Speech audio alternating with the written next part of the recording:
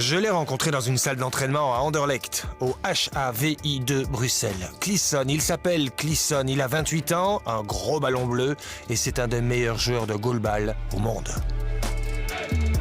C'est l'un des rares sports aux Jeux paralympiques qui est vraiment spécifique à un handicap parce que les autres sont généralement des sports adaptés.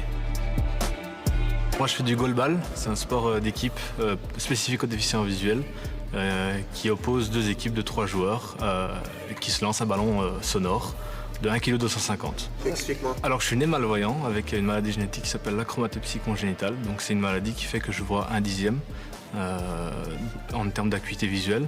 Donc, et j'ai une absence totale de vision des couleurs et j'ai une photophobie comme vous pouvez le voir. Donc c'est-à-dire que je suis très ébloui par la lumière. Ce que vous allez voir à 60 mètres, je vais avoir besoin d'être à 6 mètres pour commencer à le distinguer correctement. On peut avoir dans une équipe des non-voyants, des malvoyants et des gens qui se trouvent entre les deux, qui sont en train de perdre la vue doucement. Donc pour mettre tous ces gens-là sur le même pied d'égalité, on est tous masqués. Tous les autres sens sont bons pour pouvoir se repérer sur le terrain, avoir une idée de ce que fait l'adversaire. Voilà. La vue, on l'oublie, mais les autres sont rendus encore plus forts.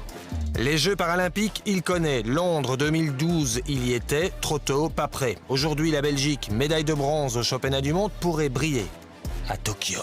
Pour un sport aussi peu médiatisé, aussi peu connu, pouvoir être sous les feux des projecteurs et montrer son sport, c'est incroyable. D'autant plus que Clisson et le sport de compétition, ça ne fait qu'un depuis qu'il est tout gamin. Hein, Clisson? Clisson? Ouais, parce que je suis compétiteur et je suis un très mauvais perdant, donc voilà, j'ai le goût de la compétition et c'est ce qui m'a fait, je pense, arriver aussi haut.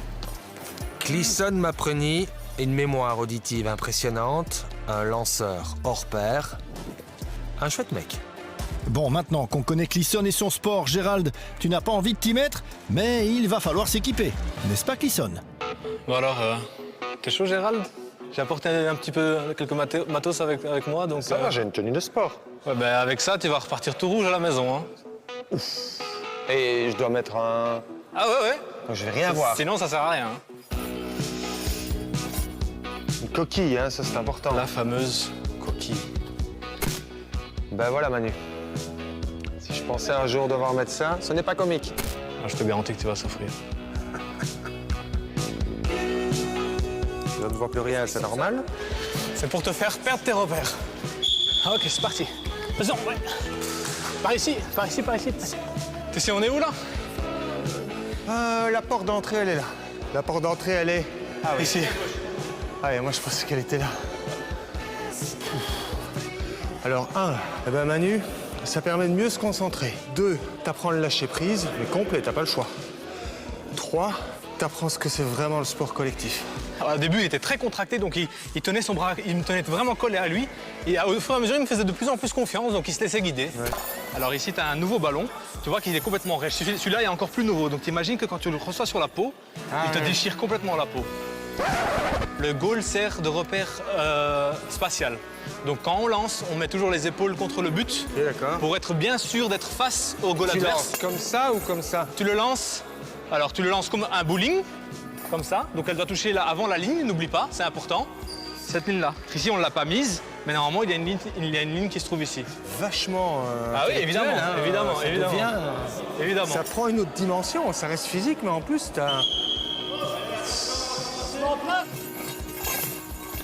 Ouais, pas mal. Pas mal du tout. Ah oui, la petite rotation, c'est style à mort, hein? C'est la particularité.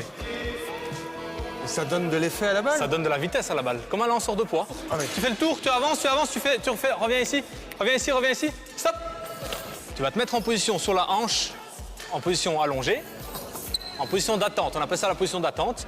Et tu vas faire en sorte d'écouter le ballon s'il vient sur tes mains ou sur tes pieds ou à la limite sur le centre de ton corps. S'il vient sur tes pieds, tu pousses sur tes mains, tu projettes.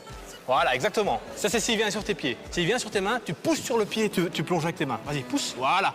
S'il vient sur ton corps, tu vas l'entendre, tu plonges. Et alors, tu contractes fort les abdos. Tu contractes fort les abdos et tu vas naturellement faire ce mouvement. Tu vas te reculer légèrement. Allez, on y va? Ouais. Tu plonges, hein? Bien. Plonge.